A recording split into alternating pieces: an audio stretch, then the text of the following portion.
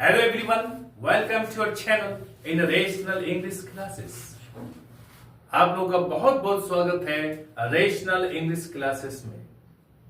आप सबों को मेरे तरफ से आदाब, प्रणाम, सलाम, सत श्री अकाल, गुड मॉर्निंग। प्यारे बच्चों, आज हम लोग पढ़ेंगे प्रीपोजिशन के बारे में, और प्रीपोजिशन विशेषकर हम लोग पढ़ेंगे सिंस तथा फॉर का प्रयोग के बारे में। आज जो हम लोग पढ़ेंगे, आज का क्लास बहुत मजेदार होने वाला है। आप अगर इसको ध्यान से पढ़ेंगे तो जीवन भर इसको नहीं भूलेंगे। आप वीडियो को अंत तक देखिए, चैनल को लाइक और सब्सक्राइब कर दीजिए।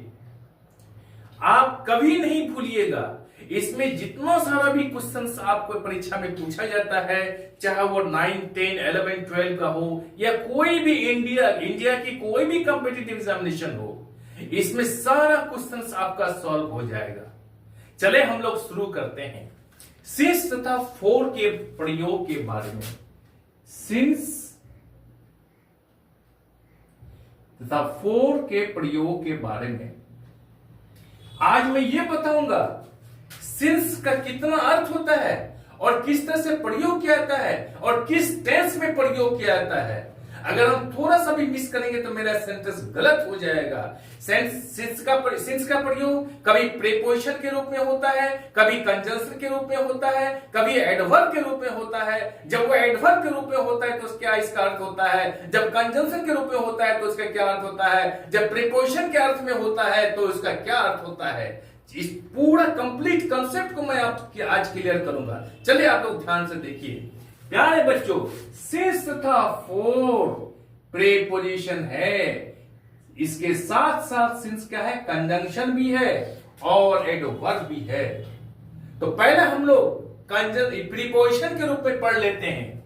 सिंस तथा फॉर का प्रयोग प्रायः प्रेजेंट परफेक्ट टेंस या present perfect continuous tense, past perfect tense या पास्ट परफेक्ट कंटीन्यूअस टेंस में किया जाता है, जब इसका प्रयोग प्रीपोजिशन के रूप में होता है, और तब इसका अर्थ होता है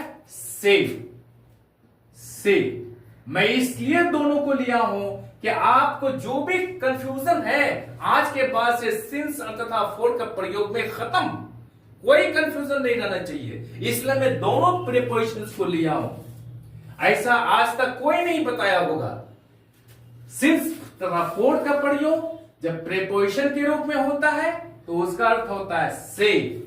इसका प्रयोग present perfect tense, present perfect continuous tense या पास्ट परफेक्ट टेंस या पास्ट परफेक्ट कंटीन्यूअस टेंस के रूप में होता है। अब हम लोग समझते हैं, एग्जांपल के लेते हैं। सिंस का प्रयोग याद रखिएगा, सिंस का प्रयोग पॉइंट ऑफ टाइम, इसका अर्थ क्या हो गया, निश्चित समय, तथा फॉर का प्रयोग किस अर्थ में होता है, period of time. Period of time यानी समय की अवधि को बताने के लिए क्या आता है, समय की अवधि, अवधि अर्थात मुद्दत। अब हम लोग कहते हैं पॉइंट ऑफ टाइम, निश्चित समय। निश्चित समय किसे कहते हैं, जहां पर टाइम का उल्लेख हो, मेंशन हो, वहां पर हम लोग सिंस का प्रयोग करेंगे। जैसे सिंस 5 o'clock, 5 बजे से, 5 बजे उल्लेख है यहां पर। सिंस 1995, 1995 से। Since Monday, since 3 o'clock। समझ रहे हैं, यहां पर टाइम निश्चित है, इसलिए यहां पर पॉइंट ऑफ टाइम कहते हैं इसको हम, और यहां पर सिंस का प्रयोग होगा। फॉर का प्रयोग क्या होगा, पीरियड ऑफ टाइम को बताने के लिए, अर्थात समय की अवधि को बताने के लिए, जहां पर टाइम का मेंशन नहीं हो।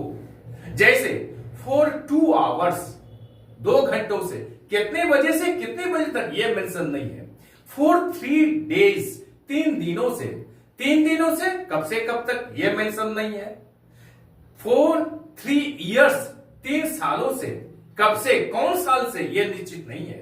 तो इसलिए हम लोग कहते हैं क्या, इसको पीरियड ऑफ टाइम को प्रकट करता है ये फॉर। अब उदाहरण के रूप में हम लोग समझते, उदाहरण लेते हैं।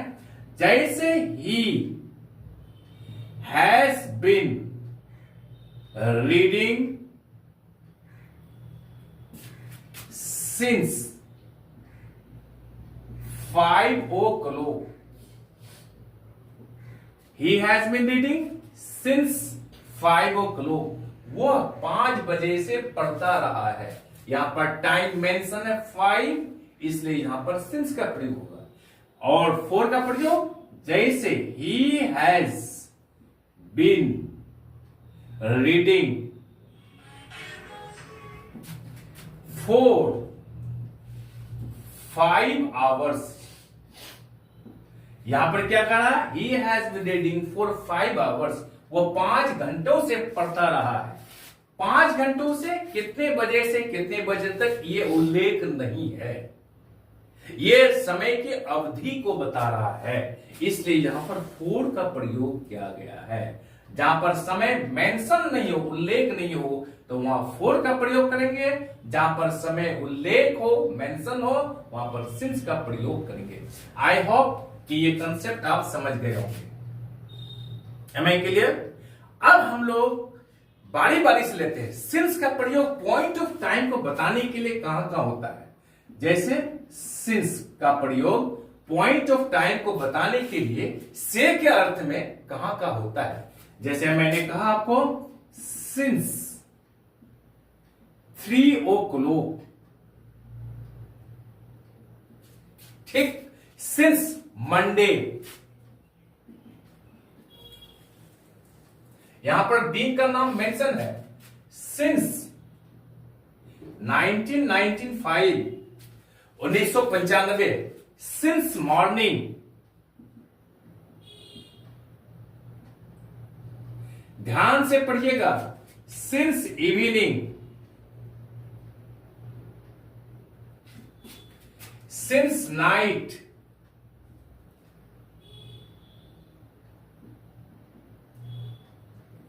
यहां पर टाइम मेंशन है, इसलिए यहां पर क्या करेंगे हम लोग?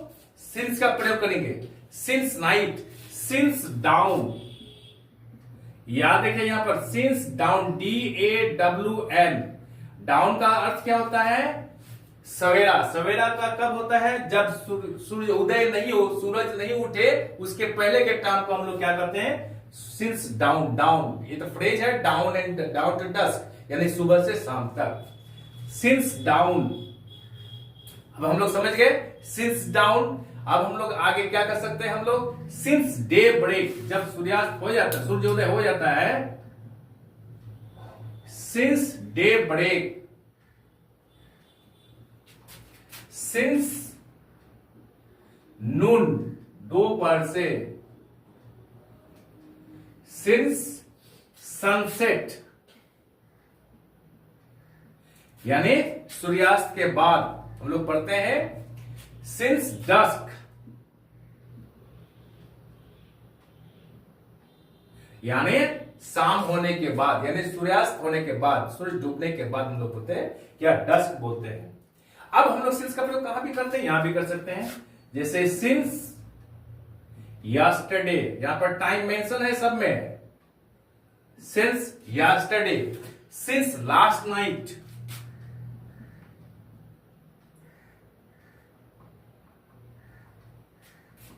Since last year. याद रखिएगा, आज के बाद से सिंस तथा फोर का प्रयोग में कोई कंफ्यूजन नहीं होना चाहिए। ये सारा शब्द में सिंस का प्रयोग हम लोग करेंगे। अब कोई पूजा होता है, जैसे सिंस दुर्गा पूजा,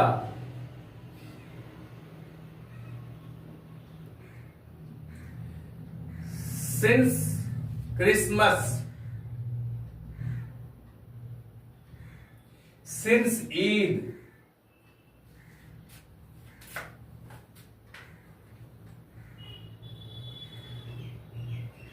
सिंस ईद हम लोग इसका प्रयोग कर सकते हैं यहां पर। That's all. नेम ऑफ, जैसे कभी कभी होता है क्योंकि घटनाक्रम होता है, कोई सिंस प्लस इवेंट्स, कोई घटना हो जाता है, तो वहां भी हम लोग क्या करेंगे? सिंस का प्रयोग करेंगे। जैसे सिंस कोई आया, since your arrival, since your arrival, since your departure, since his birth, since his death, since his marriage, since his childhood, since her youth, इस तरह का प्रयोग यहां पर हम लोग क्या करेंगे, since का प्रयोग करेंगे जब कोई घटना हो तो। That's all। अब हम लोग क्या करेंगे, कुछ एग्जांपल से लेते हैं हम लोग। कहा लेते हैं, where have you been since noon? Where have you been since noon? नून का अर्थ होता है दोपहर। आप करते क्या, प्रेजेंट परफेक्ट टेंस में यूज किया गया है। Where have you been since noon? आप दोपहर से कहां रहे, आप दोपहर से कहां रहे हैं। That's all। ये सेंटेंस हो गया। अर्थात आज से ये क्लियर हो गया कि सिंस का प्रयोग हम लोग कहां कहां कर सकते हैं। जहां पर भी टाइम का मेंशन हो वहां पर हम लोग क्या करेंगे, सिंस का प्रयोग करेंगे। Am I clear? इसमें कोई प्रॉब्लम नहीं होना चाहिए। अब हम लोग आगे बढ़ते हैं। ये सारा सेंटेंस में, सारा वर्ड में क्या करता है, सिंस का प्रयोग किया गया है। आप इसको स्क्रीनशॉट कर सकते हैं।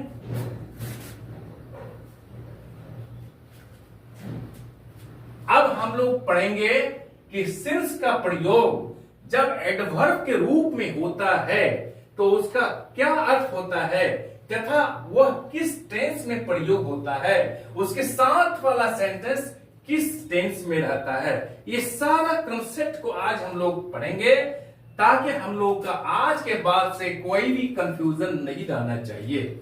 याद रहे, सिंस एडवर्ब, सिंस का प्रयोग जब एडवर्ब के रूप में होता है तो इसका अर्थ होता है जब से, तब से। याद रहे, सिंस जब प्रयोग हो एडवर्ब के रूप में तो ये याद रखना होगा, जिस सेंटेंस में सिंस का प्रयोग हो वो पास्ट इंडेफिनिट में होगा और उसके साथ वाला सेंटेंस प्रेजेंट परफेक्ट टेंस में होगा। ये याद रखना की चीज है। जैसे हम लोग लेते हैं, सिंस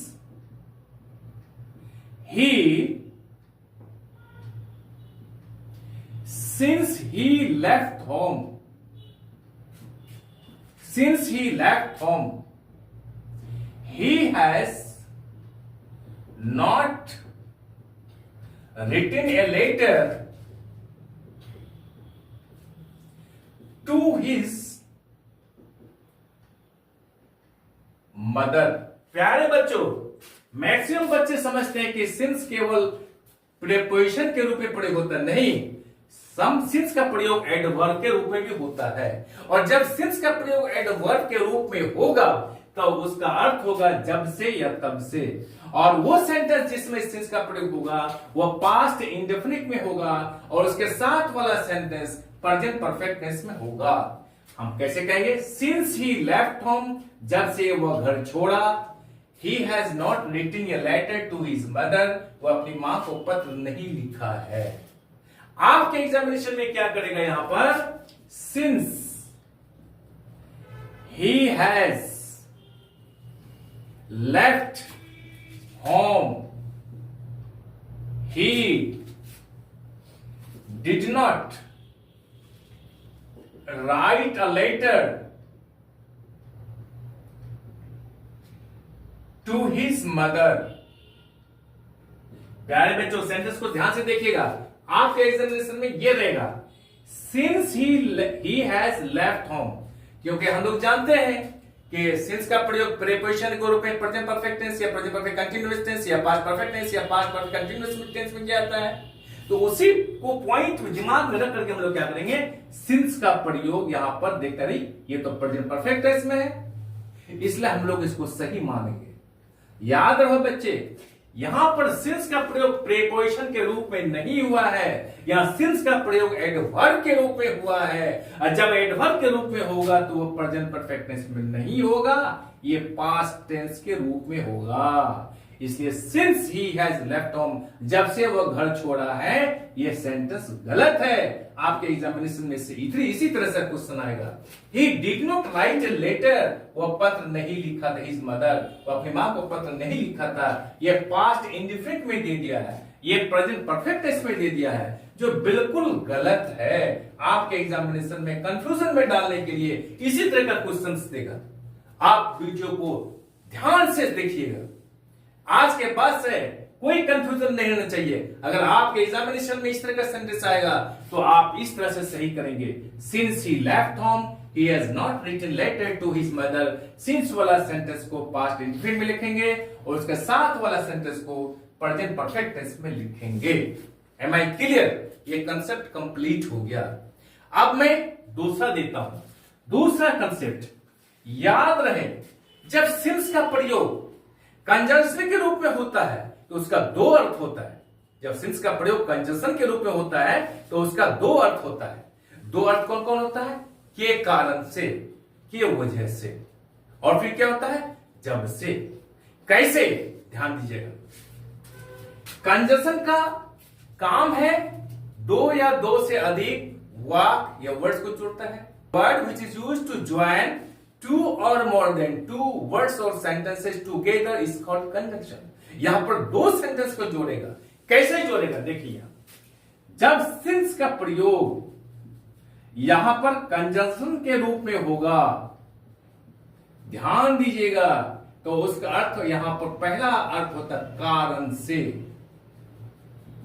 के कारण से, के वजह से। जैसे he is absent, he is absent, वो अनुपस्थित है। Since he is ill, एक सेंटेंस he is ill यहां पर है, एक सेंटेंस he is absent यहां पर है। दोनों को जोड़ता है since, और since यहां प्रेपोजिशन के रूप में प्रयोग नहीं हुआ बच्चों। यहां पर since का प्रयोग कंजंक्शन के रूप में होता है जब दो सेंटेंस को जोड़ा गया। और सिंस का अर्थ यहां पर हो गया के कारण से। ही इज absent, वह अनुपस्थित है। किसके कारण से? सिंस के कारण से। ही इज इल, यानी बीमार होने के कारण से वो अनुपस्थित है। Am I clear? और कोई कंफ्यूजन? अब मैं बता रहा हूं, जब सिंस का प्रयोग कंजंक्शन के रूप में होगा तो उसका अर्थ जब से होता है। सिंस कंजंक्शन के रूप में होगा, क्या अर्थ होगा उसका? जब से। इसको समझने के लिए हम लोग कुछ सेंटेंस को लेते हैं। 20 years past,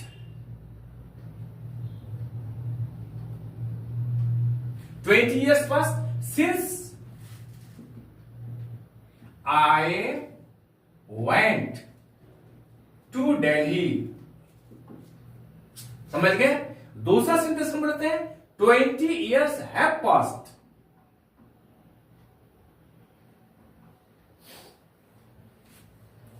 Have passed since I went to Delhi।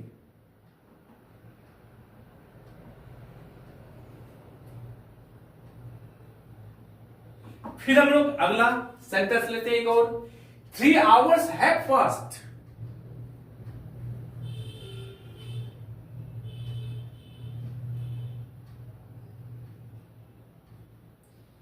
3 hours have passed since he has come।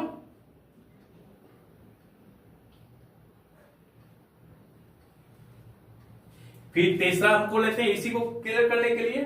3 hours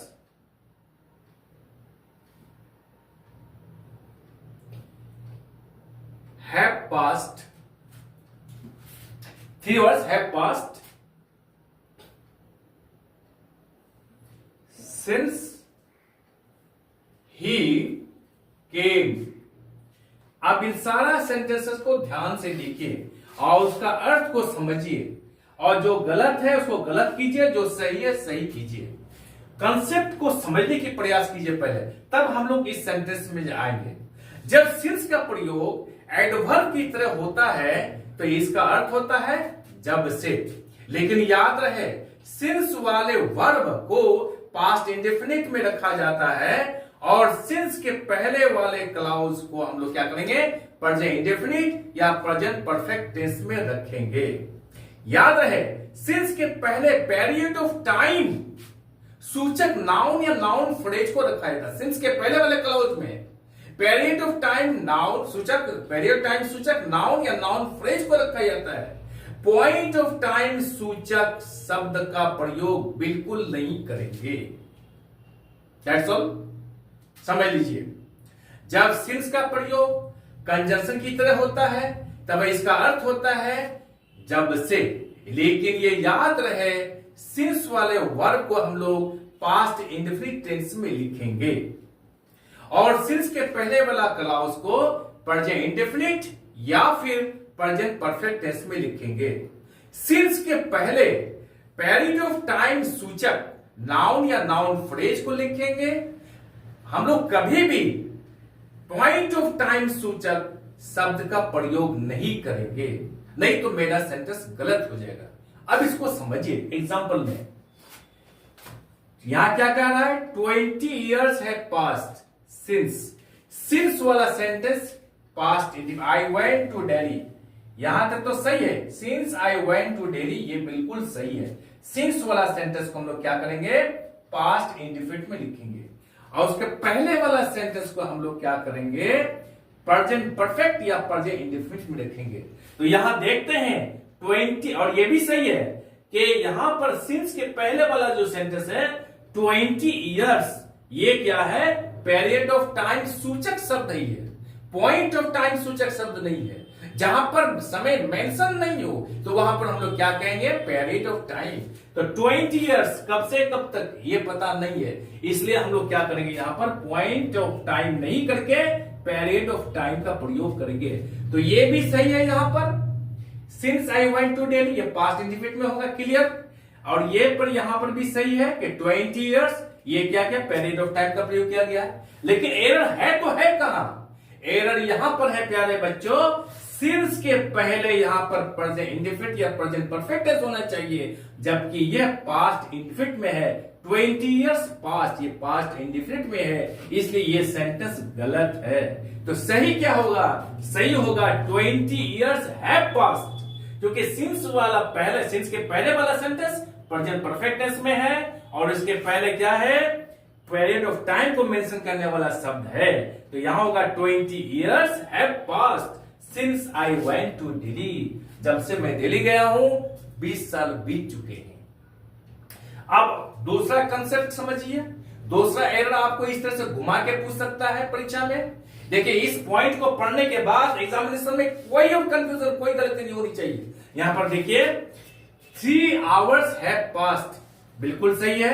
3 hours यहां पर है, तो यहां पीरियड ऑफ टाइम को बता रहा है। have passed present perfect tense में बताया गया है। सिंस के बाद पास्ट इंडेफिनिट में होना चाहिए सेंटेंस को, यहां पर ही हैज कम ये प्रेजेंट परफेक्ट टेंस में कर दिया, इसलिए ये सेंटेंस गलत है।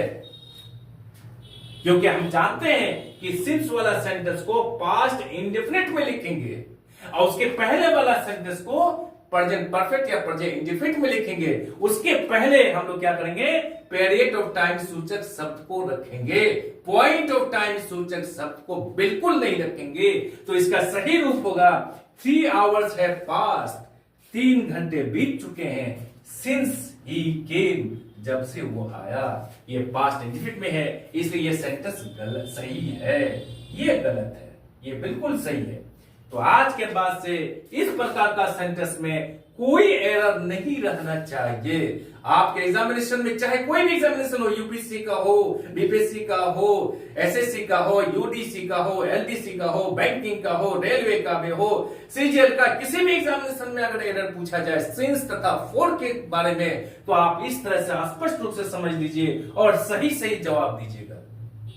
दैट्स ऑल, ये कंसेप्ट क्लियर हो गया। अब हम लोग आगे लेते हैं, इसको आप स्क्रीनशॉट कर लीजिए।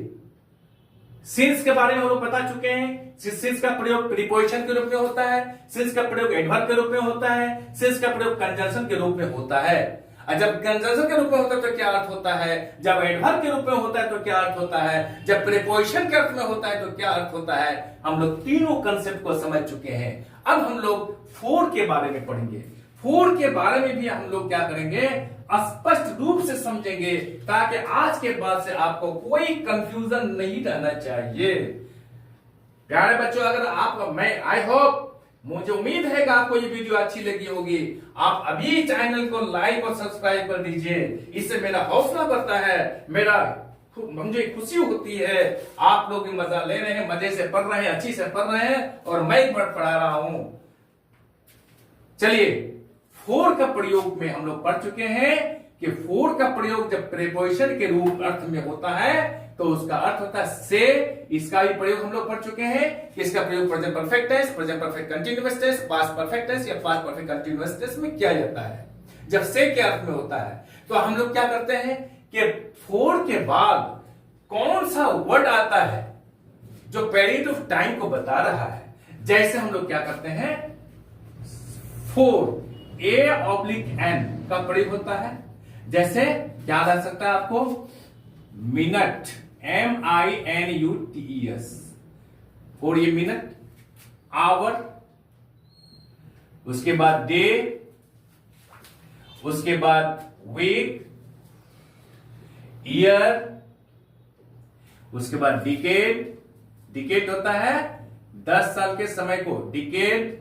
उसके बाद सेंचुरी, सेंचुरी बोलते हैं 100 को, एटसेट्रा। अब इसको समझ लीजिए, 4A/N रह सकता है।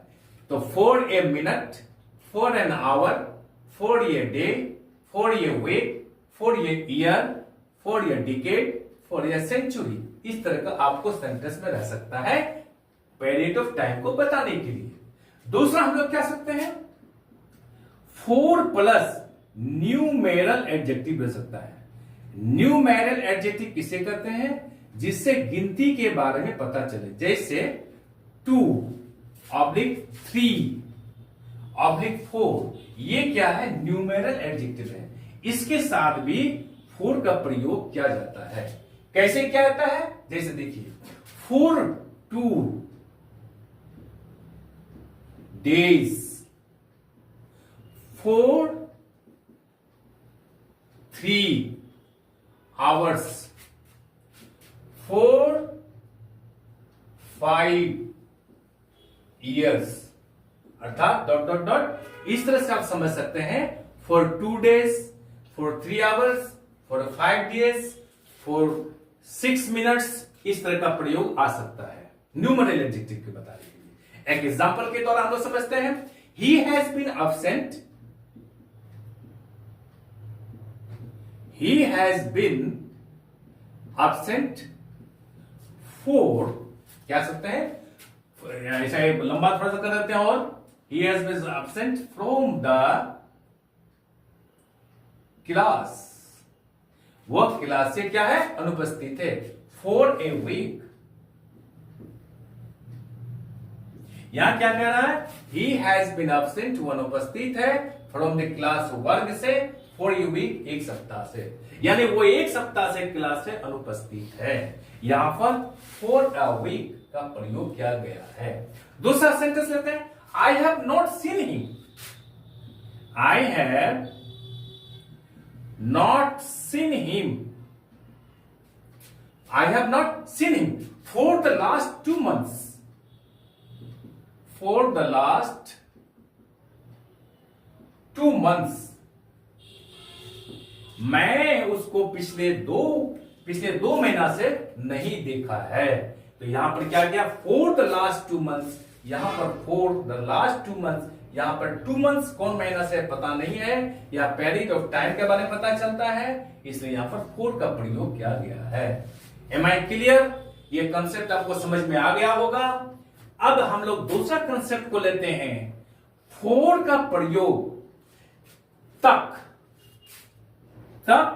या फिर के लिए के अर्थ में simple present tense, simple past tense, simple future tense, तीनों में से किसी में भी कर सकते हैं। एक एग्जांपल लेते हैं हम लोग, she weighted for you, she weighted for you for she weighted for you for 3 hours.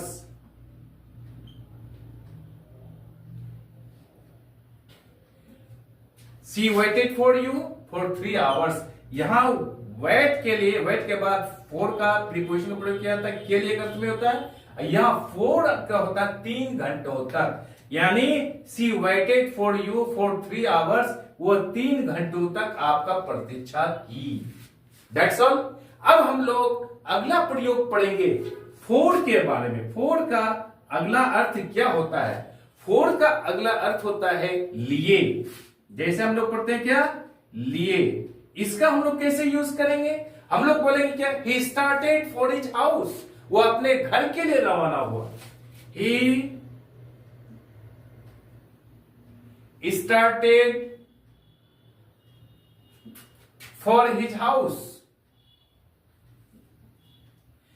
हम लोग दूसरा एग्जाम्पल भी लिख सकते हैं, I have bought it for her. I have bought it for her, मैंने इसे उसके लिए खरीदा। वहां के फॉर क्या अर्थ क्या होता है? यहाँ पर के लिए, यहां पर फॉर का क्या अर्थ हो गया? तब। अब हम लोग नेक्स्ट कंसेप्ट पढ़ते हैं, इसको आप स्क्रीनशॉट कर लीजिए।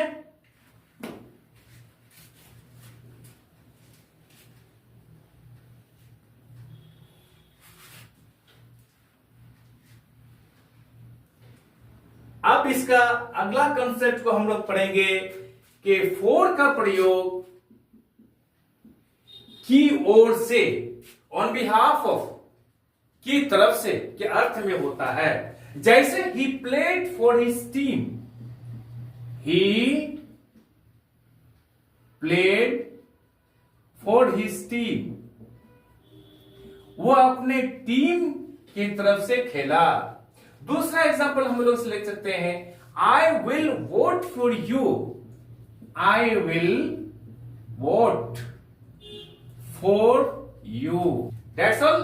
अब फॉर का नेक्स्ट अर्थ को हम लोग लेते हैं, कोई कंफ्यूजन नहीं छोड़ेंगे आज हम लोग।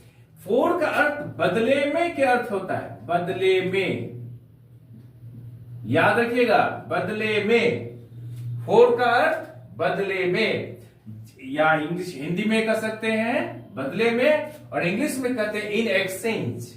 ही sold 10 eggs। He sold 10 eggs for 50 rupees। He sold, वो बेचा, 10 eggs, 10 अंडे, for 50 rupees, 50 रुपए में। That's all, exchange किया। नेक्स्ट, फॉर का प्रयोग हम लोग पढ़ेंगे के मकसद से, के वास्ते।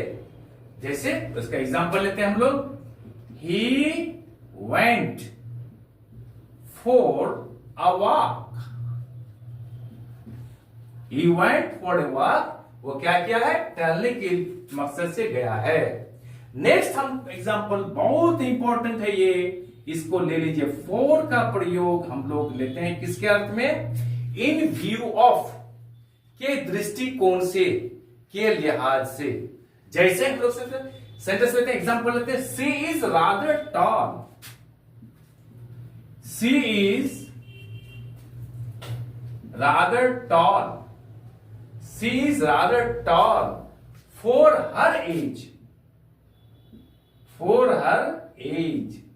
अब इसको समझिए, she is rather tall for her age, वो अपने एज के अपेक्षाकृत ज्यादा क्या है? लंबी है। उदाहरण के लिए, कोई लड़की 10 साल की है, लेकिन उम्र 10 साल है, लेकिन लग रही है 14 साल की, यानी एज के अपेक्षाकृत वो देखने में लंबी लग रही है। तो हम लोग कहेंगे she is rather tall for her age. That's all. आज हम लोग यही तय करते हैं। आई एम श्योर कि वीडियो आपको अच्छी लगी होगी। आप चैनल को लाइक और सब्सक्राइब कर दीजिए और बगल वाले बेल आइकन को दबा दीजिए, जिससे कि हर आने वाला वीडियोस का नोटिफिकेशन आपको मिलता रहे। आप लोग स्वस्थ रहे, पढ़ते रहे, आगे बढ़ते रहे।